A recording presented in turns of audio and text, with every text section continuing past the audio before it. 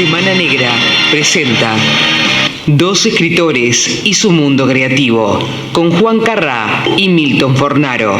Modera Soledad Legaspi. Juan nació en Mar del Plata y actualmente reside en Buenos Aires. Es periodista y escritor.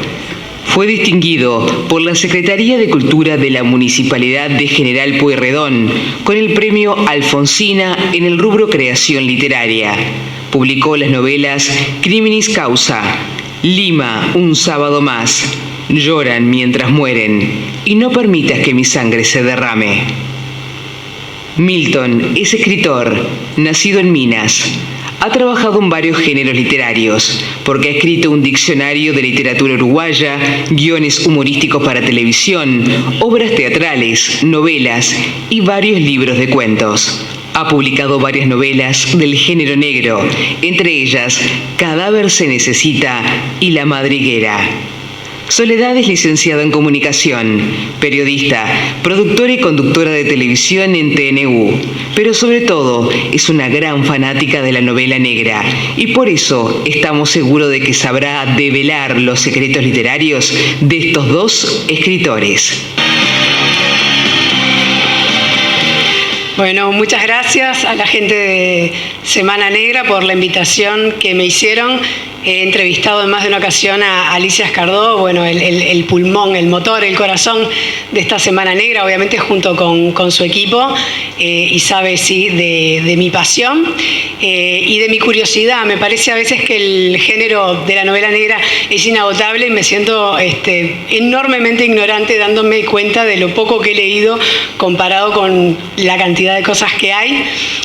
Pero bueno, estas invitaciones también son propicias para conocer a nuevos autores. A Milton ya lo conocía, lo había leído en más de una oportunidad, más de un libro.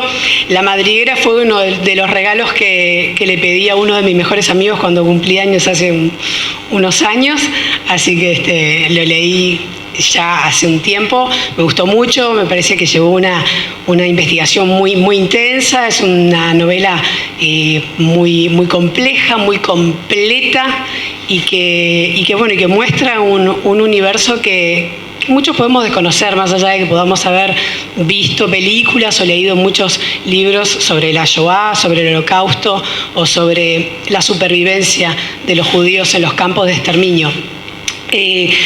Juan Carrá para mí fue una novedad, realmente no lo conocía. Dentro del auge de la novela negra, yo sé que Juan se posiciona como una de las voces más potentes dentro de lo que es Argentina, dentro de sus novelas, porque claro, un poco comparándolo con Milton Fornaro, que tiene muchísimos libros escritos y que ha escrito sobre todos los géneros, no solamente sobre el género policial o novela negra. Juan Carrá sí, sus libros están, las 4 novelas tienen que ver con el género negro y la última, que es la que nos estuvo presentando hoy de mañana en el canal, tuvimos el gusto de entrevistarlo, No permitas que mi sangre se derrame, tiene la particularidad de que, a diferencia por ejemplo de La madriguera, digo diferencia y estoy comparando no porque sean comparables o no los autores, sino porque, bueno, estoy hablando de los últimos libros de cada uno de ellos, que ambos son del género novela negra.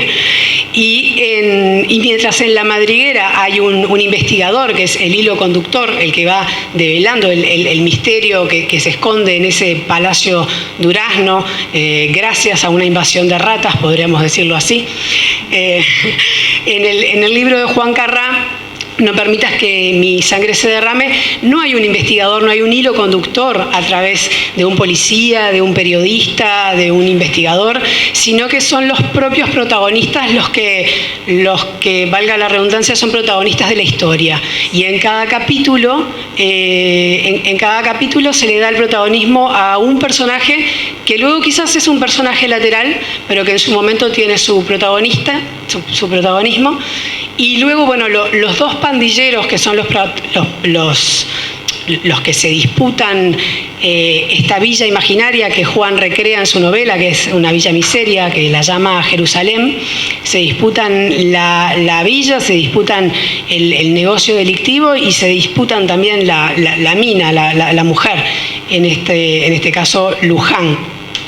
Bueno, me pareció una novela, quería decirlo, porque es verdad, como muy, muy adictiva, muy adrenalínica, con frases cortas, con frases fuertes.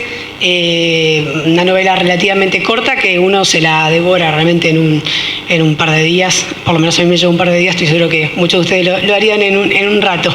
La madriguera, bueno, lleva su tiempo y además incluso si uno lo quiere hacer como un ejercicio un poco más exhaustivo, incluso tiene que de repente ir y buscar algunas referencias en el celular para ir completando ese universo que relata Fornaro. Bueno, por lo tanto tenemos acá dos escritores que cultivan este género negro, que son de países hermanos pero diferentes, de generaciones diferentes, con muchas cosas en común, pero que en estos últimos libros que yo he estado mencionando realmente son absolutamente diferentes en cuanto a la temática, en cuanto al estilo, en cuanto a los personajes, en cuanto al ambiente. Incluso en el de Fornaro se va en el tiempo para atrás y para adelante, en el de Carrà transcurre todo en este momento, así que tienen muchas cosas en común, sobre todo la pasión por el género negro, pero muchas cosas diferentes. Y vamos a tratar entonces de develar un poco qué es lo que tienen en común, la mirada que tienen en común y qué es lo que tienen de diverso, de diferente. Milton Fornaro, Juan Carrà, Milton Fornaro, gracias por estar acá conmigo en la Semana Negra. Primero quiero comenzar por algo un poco obvio y de perogrullo y que ya se debe haber hablado muchísimo en esta semana, pero me parece que siempre es oportuno e interesante saber la mirada, conocer la mirada de los escritores del género negro respecto al género mismo, ¿no? Y Milton, comienzo contigo porque ya te he visto en alguna entrevista hacer como una diferencia bien concreta entre lo policial y lo que es el género negro. Buenas noches. Lo que nosotros llamamos, lo que se llama el género negro,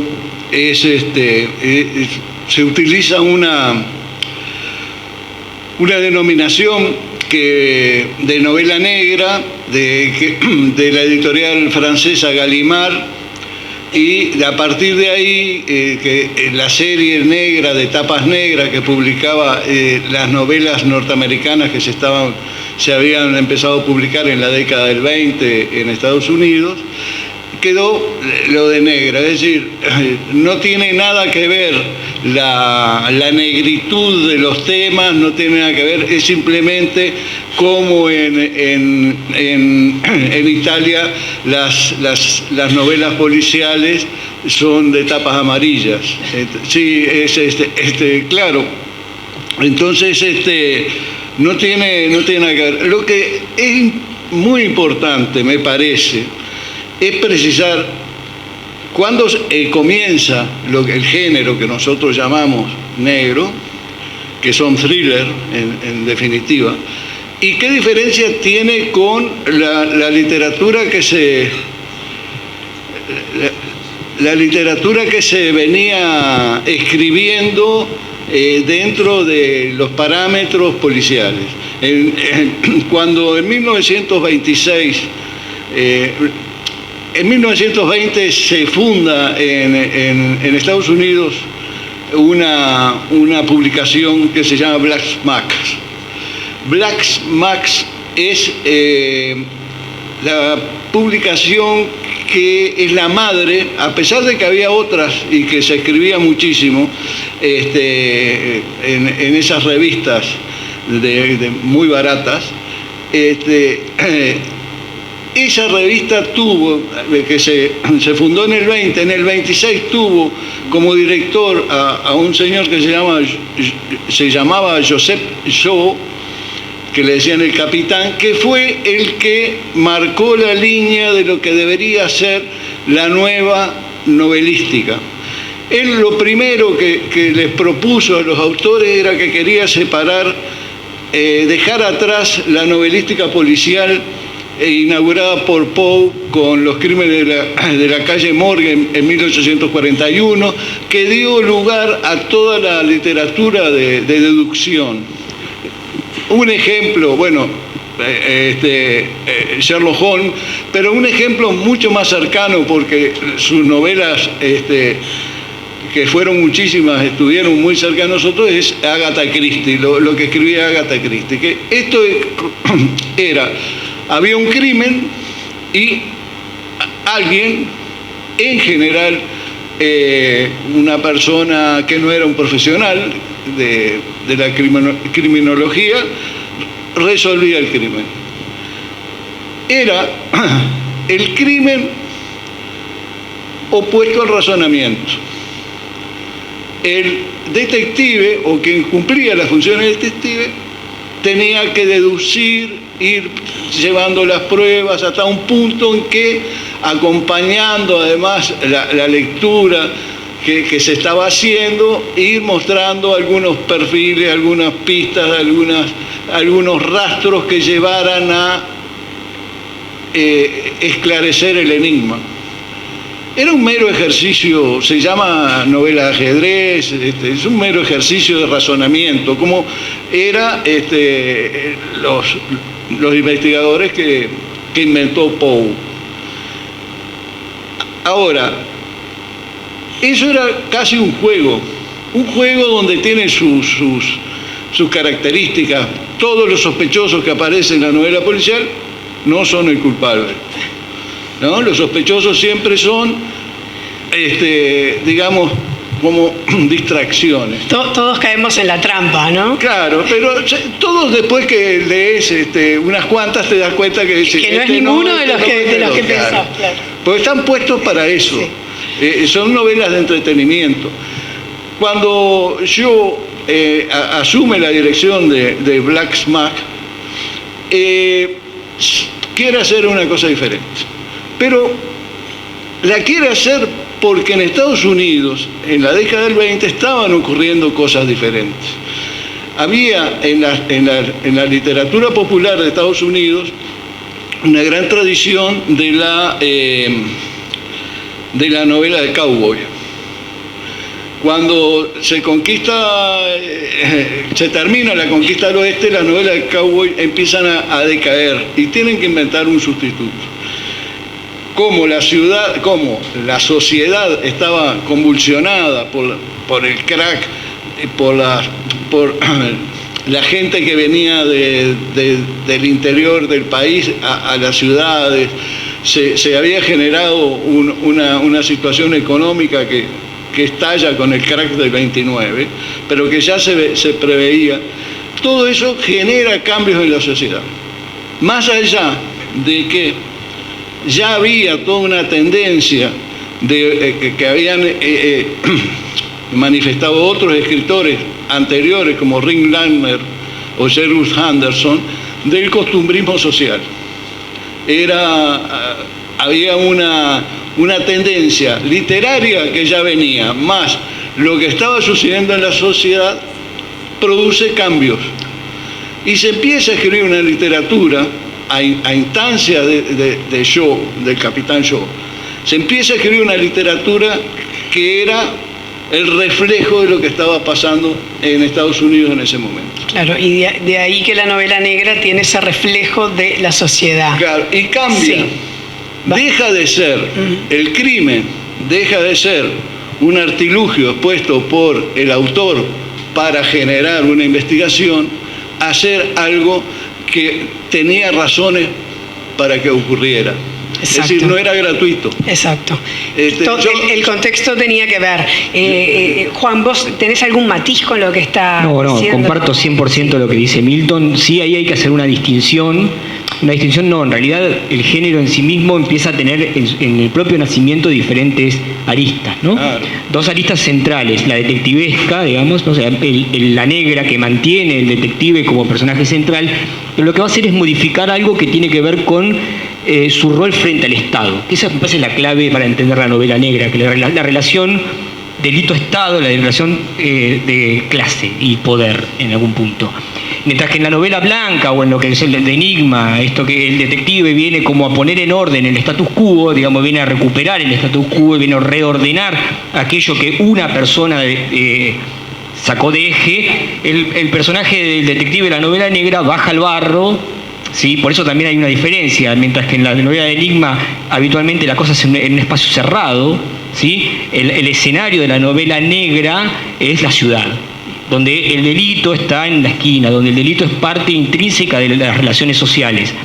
Por lo tanto, ahí lo que pasa es que el detective se convierte como una especie de reserva moral del capitalismo, ¿no?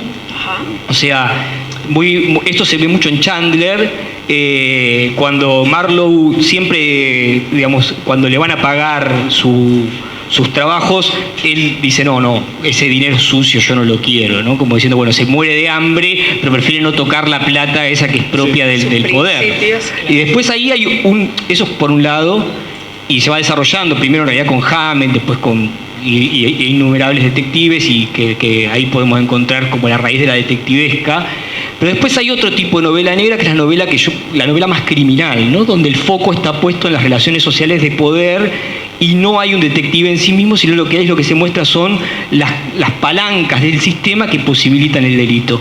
Yo pienso en ese sentido en una novela de Horace McCoy, que es ¿Acaso no matan a los caballos?, que es de la misma época, de las primeras novelas detectivescas norteamericanas, y lo que tenemos ahí no hay detective, y lo que tenemos en la primera página, un tipo diciendo, la tuve que matar por... Sí. ¿No? Y ahí lo que está mostrando es una radiografía social de esta crisis norteamericana, de la desocupación.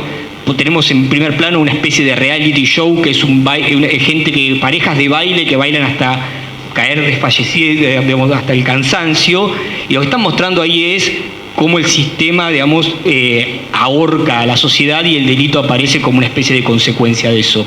Yo me inscribo más en ese ala de la novela negra, ¿no? En esa herencia. Y Milton marcaba algo que para mí es muy importante para marcar la tradición de la novela negra, que es esta idea de el origen en el cowboy, ¿no? El origen en el western. Y yo pienso que la novela negra argentina, la novela criminal argentina, que es donde yo estoy trabajando, donde tenemos referentes actuales como Leonardo Yola, Quique Ferrari. Perdón, puede ni siquiera haber un crimen en concreto. Sí, exactamente. Sí, crimen siempre hay. El tema es que lo que no va a pasar es que eso vuelva a reordenarse, porque lo cierto es que reordenarlo es inverosímil para el capitalismo. ¿Por qué? Porque el delito está en constante movimiento y es lo que posibilita que el sistema persista y subsista en las relaciones de poder que lo sostienen. Yo cuando pienso en las líneas, digamos, de herencias literarias, las tradiciones literarias argentinas, la propia gauchesca, o sea, si uno piensa en Martín Fierro, piensa en el Moreira, piensa en esos folletines del siglo XIX, donde se pone al gaucho como un personaje corrido del sistema, o sea, en la marginalidad, y que el Estado lo lleva por diferentes motivos a cometer un delito, a mi criterio ese es nuestro western, ¿sí? Y ese es nuestro origen de la novela criminal contemporánea argentina. Ahí es donde yo me inscribo, y por eso hablo del western urbano cuando hablamos de esta novela, ¿no? Vos nombraste una cosa que es importantísima en los folletines del siglo XIX, que son heredados de los folletines ingleses y franceses que estaban en la época, que para volver al tema, que es, los folletines terminaban en el momento en que estaba por ocurrir algo, que era la manera, como era por entregas, era la manera de generar la serialidad, de tener enganchado al lector. Los folletines es la primera vez en la literatura que el autor evidentemente está pensando en el receptor. Absolutamente. Y a la vez es propio del origen del género, entendiendo la literatura de género como una literatura de demanda, o sea, donde uno escribe con una lógica de un lector predeterminado y con determinados códigos que no pueden vulnerarse para crear una nueva idea, pero siempre estamos jugando, esa es la idea del género, si no ya no estamos escribiendo género, ¿no? Claro, pero además, Juan, a mí me parece que esto de que se sale... Lo que vos decías de que se escribe en base a determinados presupuestos, es lo que el lector espera.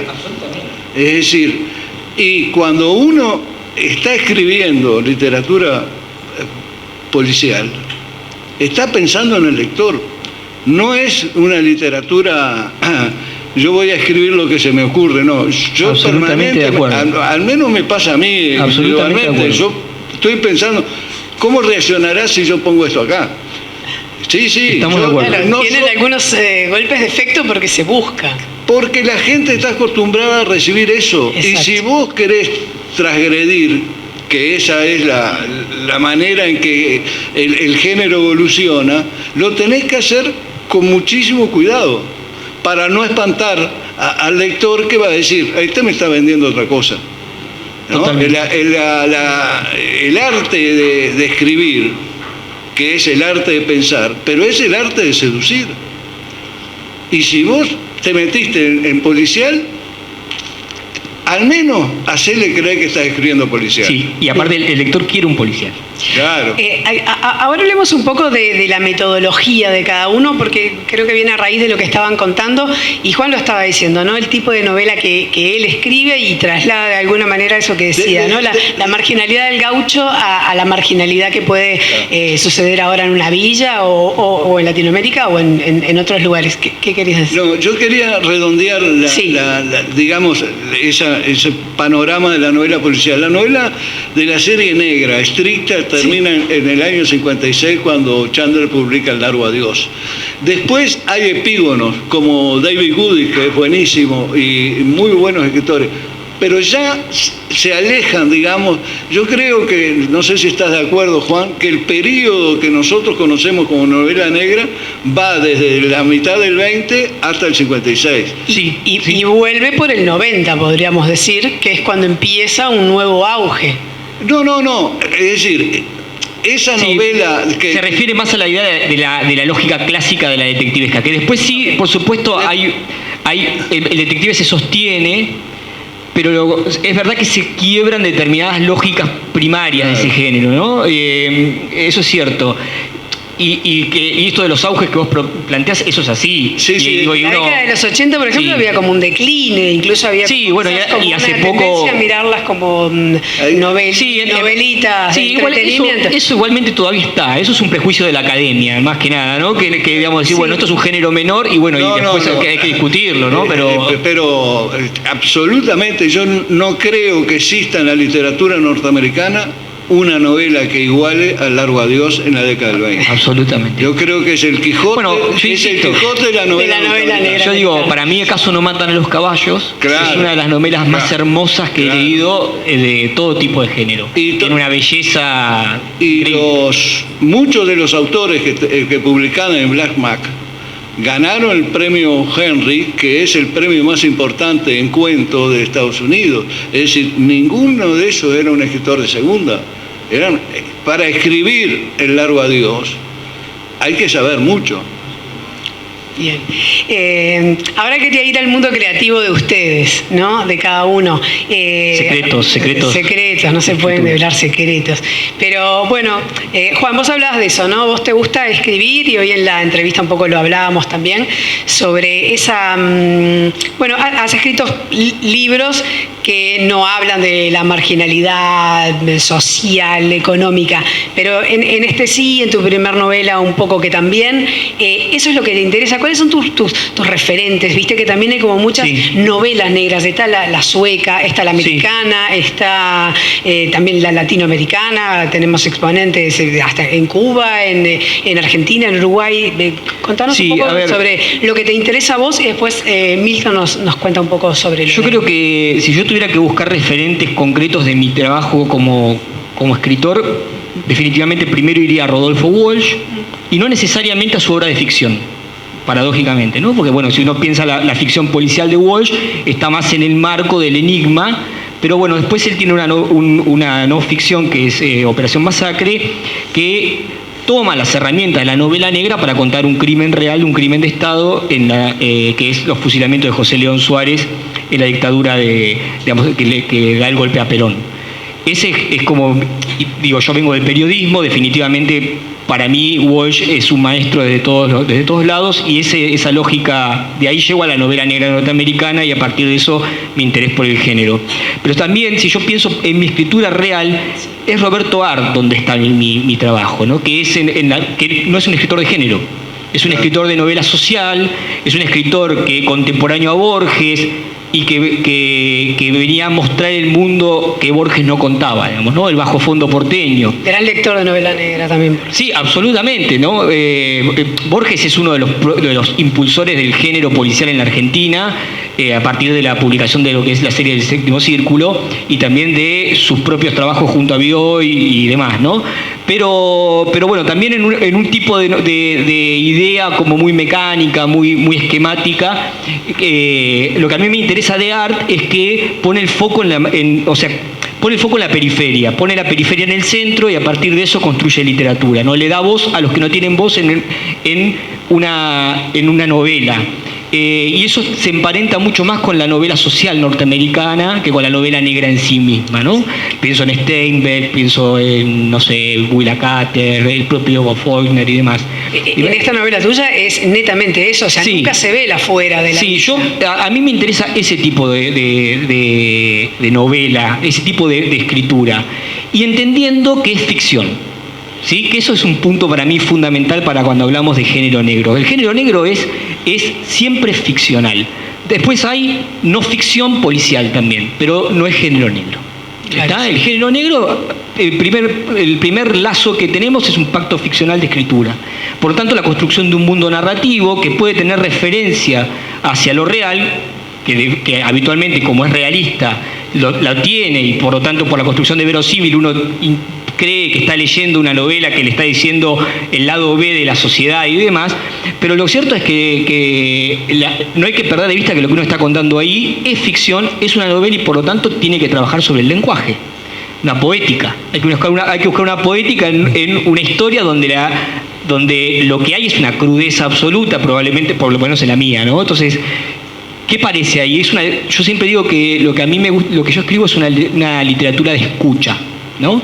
El escritor se convierte en una especie de escuchador, una palabra que no sé ni siquiera si existe. Participa de alguna manera. Y a la vez escucha lo que está pasando en su sociedad, escucha esas voces que uno se cruza en el subte, que uno se cruza en tal o cual lugar, y a partir de ahí compone una poética para contar una problemática que parte a partir de un crimen en particular. En el caso de mi novela, como a mí me interesa mucho la referencia del western y la referencia de la gauchesca en sí mismo, lo que yo propongo es un western urbano, dos bandas de pistoleros que se disputan, como propone el western en sí mismo, disputan primero un territorio, que es la Villa Jerusalén, y después esa disputa se traslada al interior de una cárcel, donde se invierten las relaciones de poder del exterior y al interior, ¿no? Y por lo tanto la disputa cobra vida nuevamente, se rehabilita el arco dramático de la novela.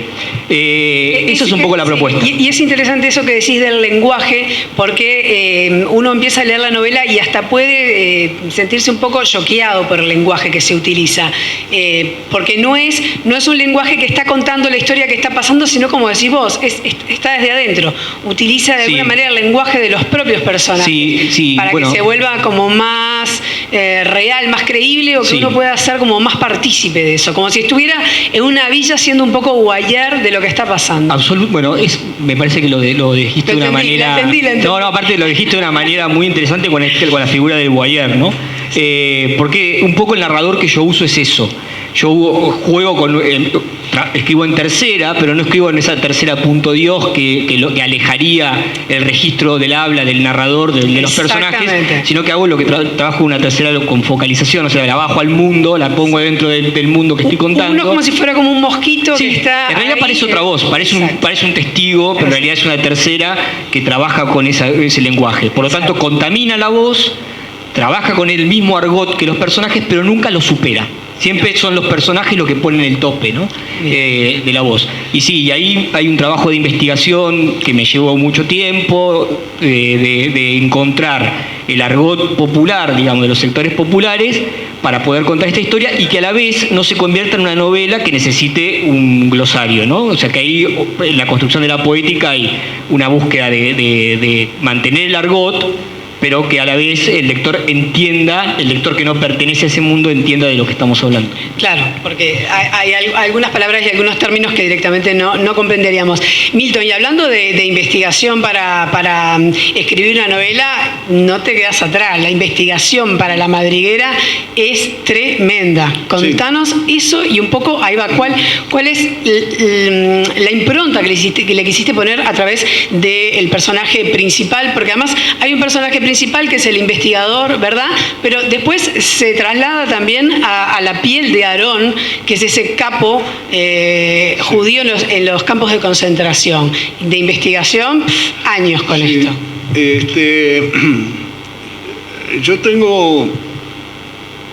Yo escribo todos los días, pero escribo muy lentamente. Puedo pasarme 3 horas, 4 horas para resolver 3 frases, 4 frases y me quedo contento. Por lo tanto, mis novelas demoran años en terminarse. Esta, La Madriguera, me llevó 10 años, 5 años de investigación que no terminó cuando la empecé a escribir porque como mucha gente sabía que yo estaba en esto, me seguían aportando elementos de cosas que yo ya no iba a usar, pero me los seguían dando y bueno, y eso me llevaba a investigar más y más. Fue una investigación que no solo tiene que ver con lo histórico, con lo que pasó durante la Segunda Guerra Mundial, lo que pasó en Danzig, en los territorios ocupados, cómo era la vida de esos lugares. Yo tuve que Danzig ahora ya no existe, se llama Danzig, ahora está en Polonia, antes era en el momento que yo escribo la novela, en el año 33, era un estado libre. Bueno, no encontré mapas de la época, yo manejo mucho con mapas, tuve que hacer una investigación sobre eso para encontrar los lugares por donde iban a tener que caminar los personajes ahí. Escribir sobre Montevideo es una papa. Ahora cuando... Palacio Durazno, además, no sé si lo conocés, donde se sitúa la novela, que Montevideo es un lugar increíble. Cuando te vas lejos es difícil, cuando te vas lejos en el tiempo es mucho más difícil porque las ciudades han cambiado.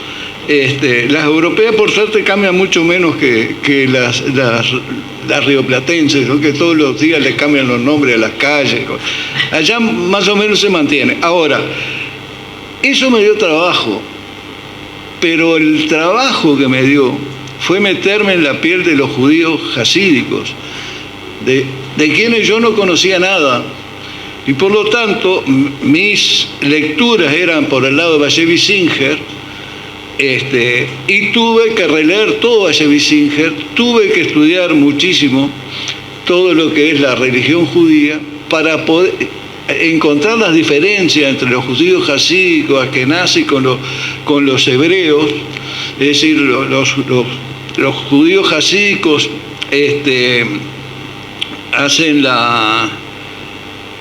utilizan el yiddish como idioma para leer la Torá, a diferencia de los hebreos que utilizan el hebreo, a diferencia de también los sefaradí que utilizan el hebreo. Entonces, entender todos esos matices para poder crear un personaje que fuera creíble, porque era necesario. Yo estaba, decir, tú dijiste el protagonista es el investigador. Ahora, yo creo que el protagonista de la historia es Aarón. Y más que Aarón es Yankeb, el que viene a buscar sus raíces. Yo creo que ahí es donde se dispara todo lo que ocurre. Es decir, que si Yankeb se hubiera quedado en Buenos Aires después de secuestrar a Eichmann, en vez de venirse a Montevideo, todo se hubiera solucionado. No había novela. No había novela. Porque no había muerto. Sí, leí en alguna entrevista que te hicieron, no que te criticaran, sino como que te cuestionaran que hubieras contado la historia de un capo, de un judío traidor, ¿no? Sí. Como que los judíos podían como sentirse de alguna manera un poco sensibilizados. Y vos un poco decías que, bueno, que vos escribís pero no juzgás a tus personajes. Claro. Yo yo quería también, mientras iba preparando lo que iba a hacer, leí muchísimo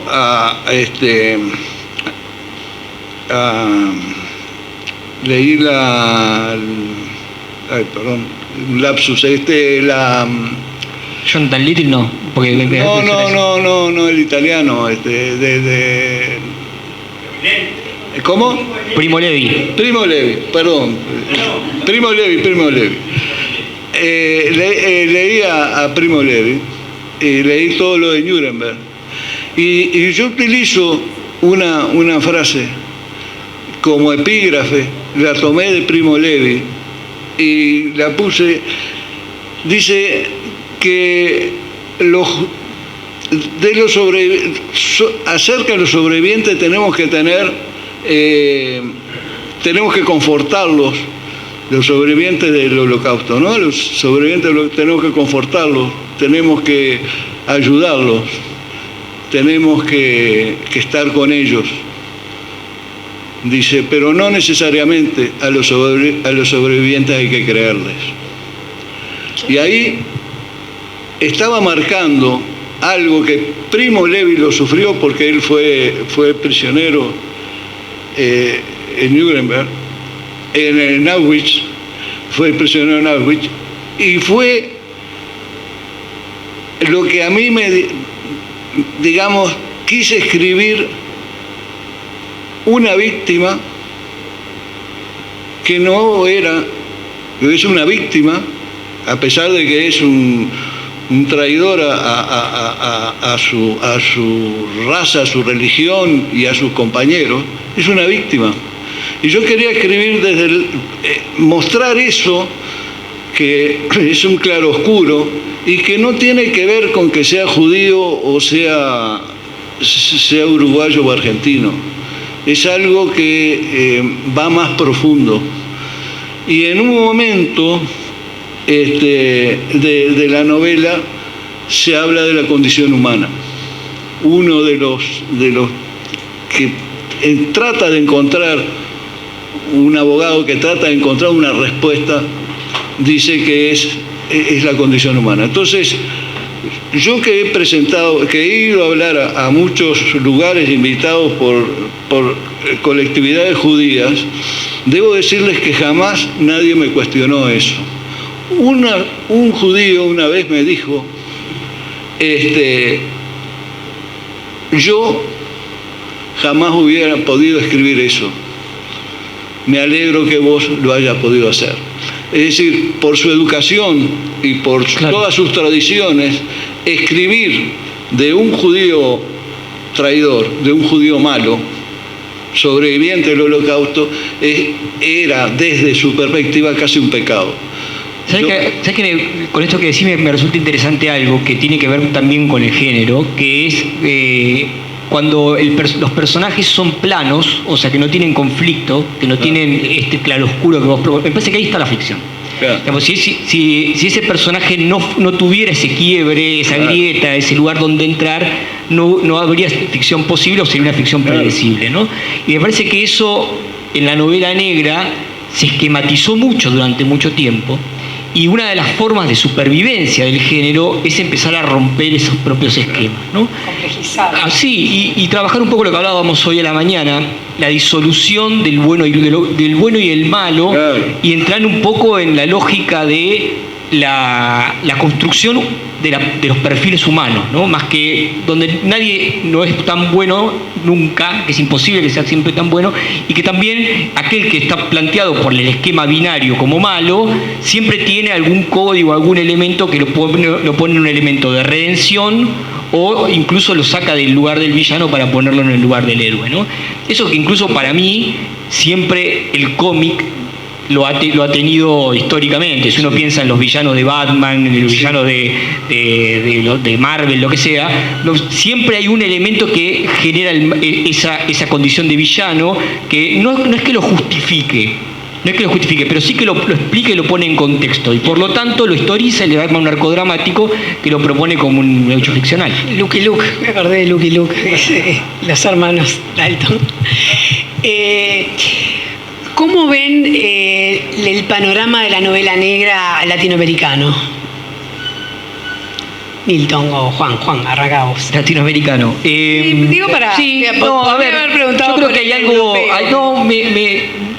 Me parece que se distingue mucho del europeo, Sí, ¿no? Hay para mí algo también. que, sobre todo en términos de mercado, hay algo que a mí me parece que el latino... No, y también lo de los contextos sociales que decíamos, ¿no? Sí, Para hacer sí. novela negra tiene que haber Bueno, un contenido y un contexto social. El de Europa, obviamente, es uno. Sí, pero así todo, vos fíjate que, no sé, si uno lee Mankell, encuentra una Suecia absolutamente distinta, lees a Camilleri y encontrás una Italia desde otro lugar, o sea...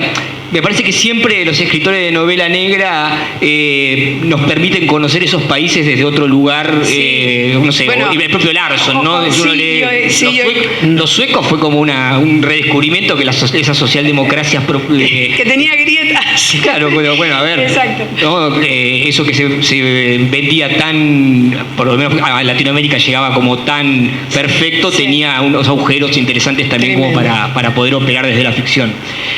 Yo creo que en Latinoamérica hace tiempo que la novela negra vive un falso auge.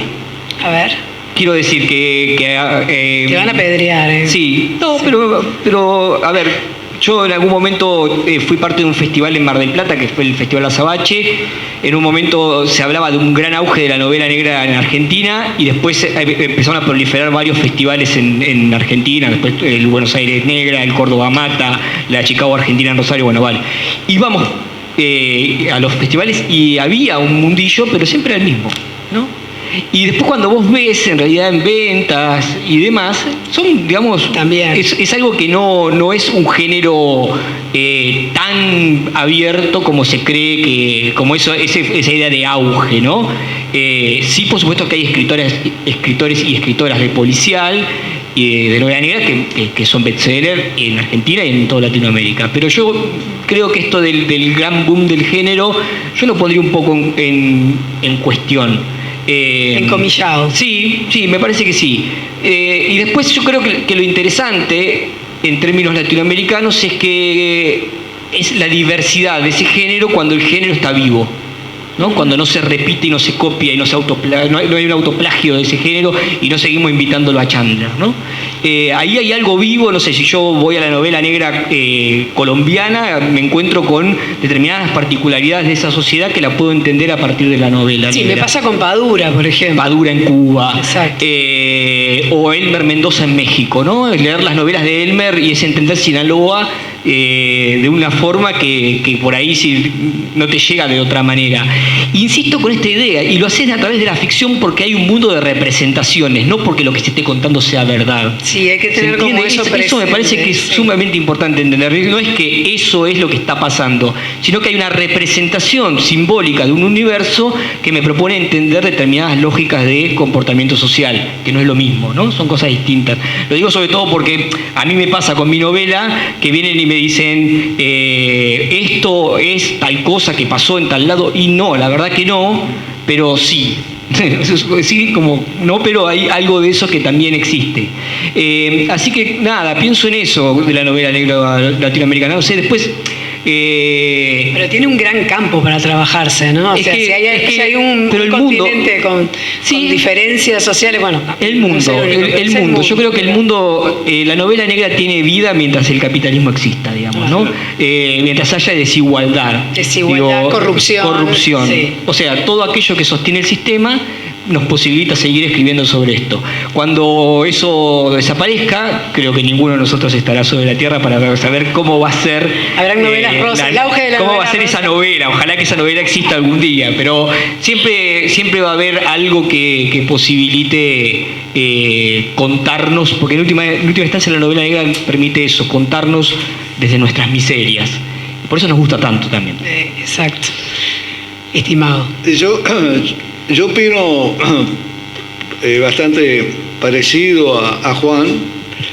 En primer lugar, existe una muy buena literatura latinoamericana que se puede inscribir en el género. Él citaba a Elmer Mendoza, el mexicano que escribe en Culiacán, que vive en Culiacán y que está no sé cómo está vivo, Porque un día se lo pregunté, digo, ¿cómo hace vos para vivir ahí? Porque escribe sobre los narcos y tiene un detective que es el Zurdo Mendoza, Sí, sí. Que es un tipo que tanto está denunciando los narcos como que está denunciando la corrupción en México, que es la corrupción policial, ¿no? Y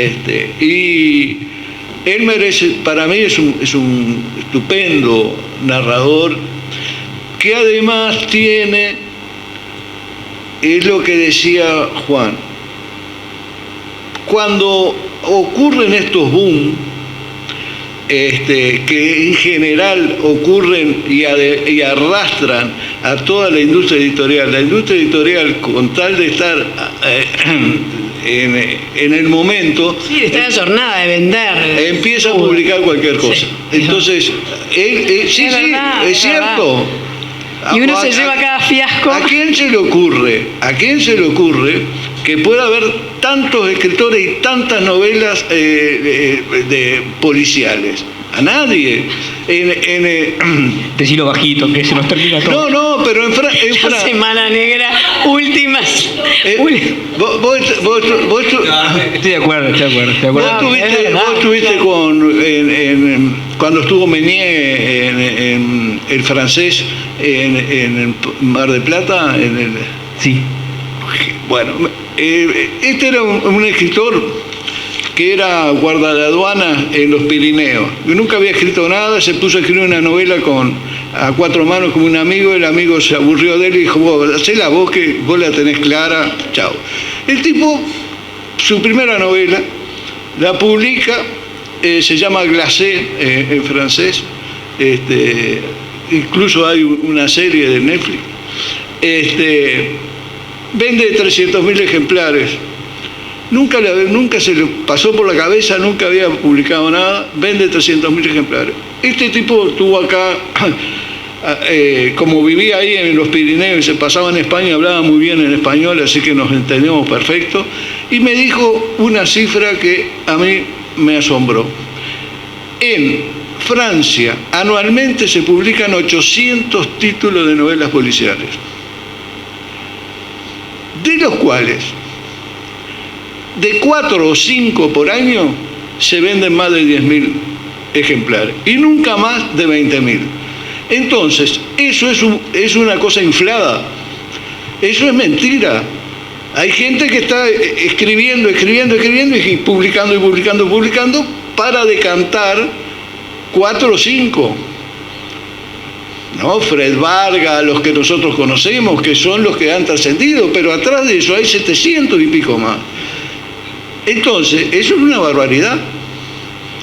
Digo, no cabe ningún criterio que exista eso. Cuando mañana vengan las novelas sobre las minas de carbón, se va a llenar de novelas de minas de carbón en el mundo. Lo que va a ocurrir y lo que queda va a ser lo que es literatura. Lo que es buena literatura, eso es lo que queda y eso es lo que se va decantando de todos los centenarios. Mirá que se publica acá en Uruguay, se publica en Argentina, se publica en Brasil, se publican cosas que de pronto ni nos enteramos en América Latina de tanta cantidad. Y después quedan 4, 5, 10, 15 escritores que sobreviven. ¿Pero por qué sobreviven? Por lo que vos decías, esto es ficción, esto es creación, esto es literatura.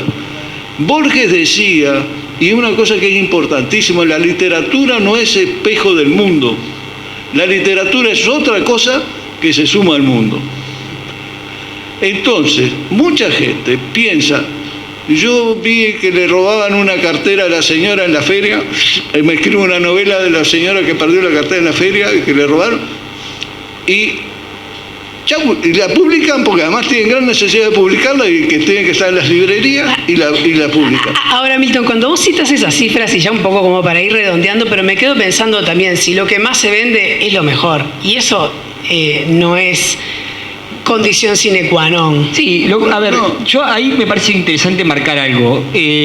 Lo que más se vende es lo que el mercado propone y el mercado construye lectores también.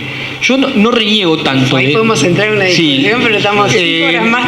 Pero podemos entrar en lo que es el mundo de la televisión, Argentina y demás, y bueno. Sí, pero lo que digo es que hay un punto que yo no reniego tanto de esa idea, porque me parece que yo prefiero que alguien entre a la literatura por un bestseller que por ahí no sobrevive al tiempo, que dentro de 2 años nadie sabe ni dónde quedó, o lo encontrás en una feria de saldos por 2 pesos. Que en general están escritos muy profesionalmente. Sí, que tienen una cosa, hay oficio, hay una cosa como, clarísimo. Bueno, hoy Axat decía eso, que hay que la escritura ante todo es un oficio. Yo comparto mucho, sobre todo la literatura de género. Pero ¿no también le pasa que cuando de repente llega un libro de otro país y uno lo lee y de repente dice, esto es una basura, que también le pasa a uno, y dice, pero ¿cuántos escritores buenos hay en ese país y acá no llega? Sí, pero a lo que yo iba también es que yo prefiero que una persona lea eso y a partir de eso, el que lee y entra al género en algún momento llega no solo a los mejores autores del género, sino también a la literatura en general. Bien. Entonces, los géneros también son puertas de entradas a la literatura. Por supuesto. Entonces, a mí no me preocupa que se publique mucho malo, en tanto y en cuanto después existan más lectores, porque primero y principal que nosotros somos, porque hay lectores, y después también porque la literatura en última instancia es lo que nos posibilita que el lenguaje exista, sí. Digamos. Entonces ahí hay algo que... Y a viajar. Como nos hicieron hoy en la televisión, me está haciendo Alicia igual, podríamos ponerla de productora en Televisión Nacional, andaría bárbaro. Tenemos que cerrar esta charla. Ha sido un enorme placer. Alicia, muchas gracias. Milton y Juan, bueno, enorme placer. Espero poder seguirlos entrevistando. Quisiera agradecer muchísimo la invitación, sinceramente muy halagado de estar acá, aparte con un maestro que para mí es un honor. Muchas gracias, Juan. Un aplauso le pedimos a ellos, por favor.